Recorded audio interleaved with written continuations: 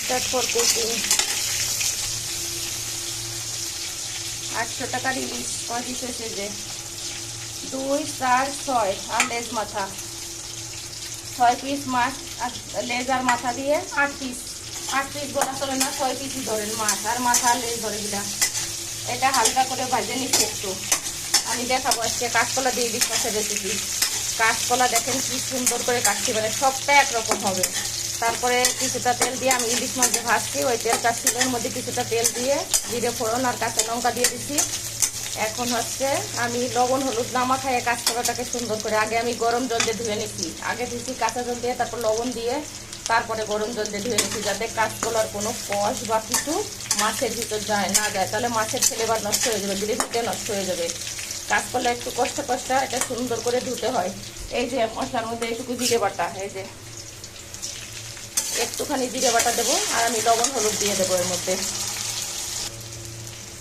আমি এখানে কি কি দিছি দেখেন, জিরে বাটা দিছি আর শুধু জিরে বাটা আর রাঁধুনি স্কোয়ারের মরিচের গুঁড়ো অল্প একটু কালারটা সুন্দর আসবে। আর আমার একটু মরিচের সংখ্যা কম আছে বাসায়, রোজা মোজা ঈদ না কি যেন কুরবানি গেল বাজারঘাট করতে করতে, তারপরেও দেখি এটা শর্ট পড়ে গেছে। তো হচ্ছে আমি এটাকে একটু নেড়ে চেড়ে দিলাম। আমি এখানে একটু ফুটানো জল দিব অল্প একটু।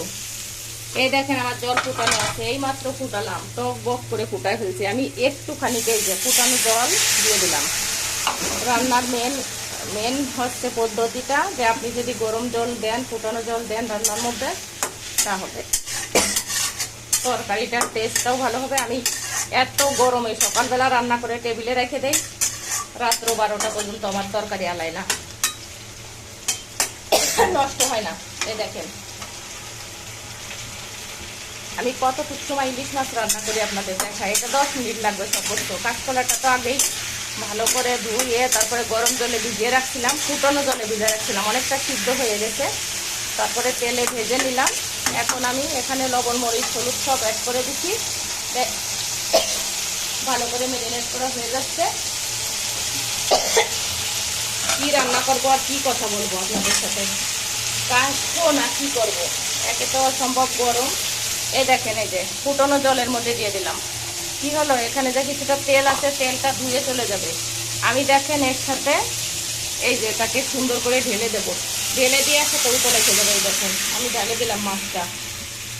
রান্না কত সহজ, একদম ইজি। অনেকেই মনে করে রান্না খুবই কঠিন কাজ, রান্না করা যাবে না, রান্না করে যেতেই চায় না। দেখলেন কতটুকু সময়, 10 মিনিটও হয় নাই আমার, মাত্র 2 মিনিট 58 সেকেন্ড, 3 মিনিট হয়েছে কেবল মাত্র। 3 মিনিটে প্রায় মাছের ঝোল রান্না কমপ্লিট। দেখেন ফুটানো পানি দিলাম, ফুটানো পানিতে আরেকটু জল দিতে হবে, একটু পাতলা ঝোল বানাবো, মানে ইলিশ মাছের গাঢ় ঝোল ভালো হয় না। এখানে কোনো পেঁয়াজ রসুন অ্যাড করি নাই আমি, ইলিশ মাছ পেঁয়াজ রসুন ছাড়া। আমার মাছে আর একটু হলুদ দিতে হবে,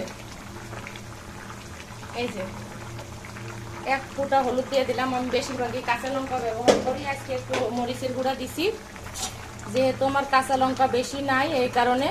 তো যাক, আমার মাছের ঝোল রান্না প্রায় শেষের পথে। আপনাদের সাথে তো গল্প করি আর রান্না করি, তা আমার আসলে শ্যুট করার কেউ নাই, মানুষ নাই, জন নাই। আমি একা মোবাইল দিয়ে শ্যুট করি আর ভিডিও বানাই। শখের বসে আমি পেজ করছিলাম, কিন্তু এখন দেখি আমার ফেসবুকের বন্ধু বা অনাকাঙ্ক্ষিত কিছু লোক আমাকে বিস্তৃতি বকাবাজি করে, এই জন্য আমার খুব কষ্ট হয় মাঝে মাঝে। তো আমার ইলিশ মাছের ঝোল রান্না দেখবেন। আজকের মতো এখানেই রেখে দেই। আমি একটু কাঠুয়া কালীবাড়ি যাব পুজো দিতে, তাড়াহুড়া করতেছি, এই জন্য। আপনারা সবাই ভালো থাকবেন, সুস্থ থাকবেন। আমি মাছের ঝোলটা আসলে মুখে দিতে পারতেছি না আজকে, আমার লবণ হলুদ অবশ্যই হয়ে গেছে, আমি দেখাবো, আমার ছেলেকে একটু দিয়ে দেখাবানে। আমি যেহেতু মন্দিরে যাবো আর আমি এখন মাছের ঝোল কোনো কিছু মুখে দিতে পারবো না।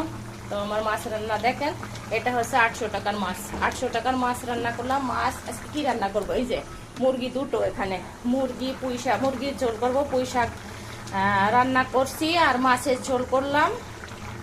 এই 3 তরকারি হয়ে গেল, মাছ মাংস শাক ভাজা, ডাল ফাল আজকে করবো না, অতিরিক্ত গরম।